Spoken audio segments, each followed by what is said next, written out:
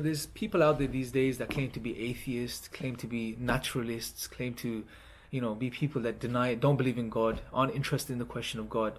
And I really believe most of these people adopt these worldviews not because they have any good reason to, but just because it's cool, it's fashionable, it's in, it's easy to fit in because other people are following these views.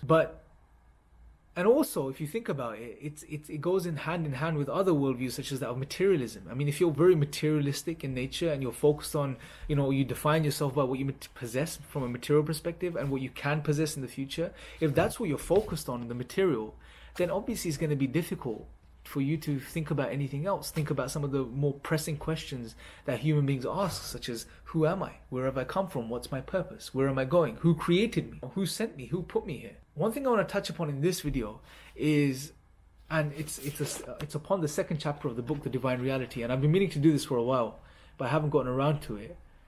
And the second chapter of this book is called, let me give it to you now, it's called Life Without God, and it's one of my favorite chapters.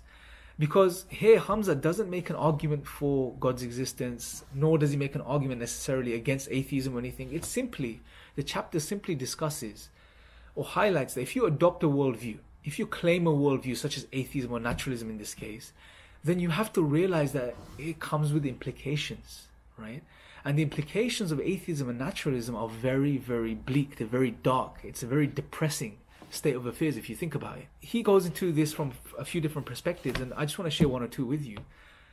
And before that, I want us to get us to appreciate something. Look, if you deny God and you say there is no creator, there is nothing, there is no creative power behind this entire universe, this whole cosmos and life, then what you're left with is the view that everything that exists is an accident. Everything that exists is an accidental byproduct of random physical cold processes and stuff that's been taking place over God knows how many millions of years, right? Therefore, everything that's emerged is an accident, including yourselves and myself. We're an accident, our lives are an accident, and when we die, we will just die and we will leave. And if this is the case, then where is the purpose? Where is the ultimate purpose in life? Now, you may claim purpose. You may say, well, my purpose is to be a doctor, an engineer, do charity work. All good and well. You can give yourself purpose, but this is not your ultimate purpose. What is our ultimate purpose? Everything us around us seems to have a purpose. Things we make seem to have a purpose. We make things with a purpose, but when it comes to us, we don't have an ultimate purpose, right? And deep down inside, we know that we do, but you can't account for one on atheism or naturalism. Take value, for example. We value things. We give different value to different things. So human beings, for example, if it was between myself as a human being and this book, if someone was to destroy one of these and you had to vote, I'm sure most of the same people out there would vote that the book be destroyed and myself. And if you were asked as to why, you would say, well, you're a human being, you're more complex, you're living, you have this, that, and the other. The book is just a material book. But again, on atheism and naturalism, if we really think about it, what's the difference? What is the difference? Because I am just a rearrangement of material matter, physical stuff, and so is the book. We're just a different rearrangement of matter. If you now bring in these ideas such as, oh, you're conscious, you're living, you're complex, these are things that you're just introducing. Why assume these principles that you're bringing into play here? If we really think about it, on atheism and naturalism, there is no difference. You can claim a difference, but you can make one up on your worldview.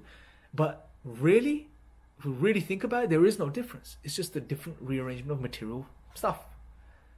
And you can see how dark it starts getting if we really start thinking about it, and how depressing it starts to get. And I really believe there's many people out there, who for one reason or the other have adopted these worldviews, but now they are experiencing some of these implications. They're actually living with them. This existential crisis that they're going through. Who am I? Where have I come from? If you look at some of these forums online, you can see some of the people that adopt these worldviews are really depressed, very anxious. They try to drink away their problems. But it's a big problem. Most people don't talk about this, right? Now I want us to really think about this, and I'm going to conclude by sharing a very profound verse from the Quran, where God says, he puts in a very beautiful way. He says, look, those that turn away from the remembrance of God, they're going to have a very difficult, constricted, depressed life. And Ibn Kathir, one of the famous commentators on the Quran, when he comments on this verse, he says, these type of people that turn away from the remembrance of God from a material perspective, the things that we run after these days and think that they're going to give us happiness and tranquility and peace, These people, they can have all of the material wealth they can imagine. They can have all the material things. But if they don't remember God, if they turn away from their Creator, then they're going to have this tightness within the chest, which is not going to go away until they turn back to their Creator and turn back to the purpose of the existence.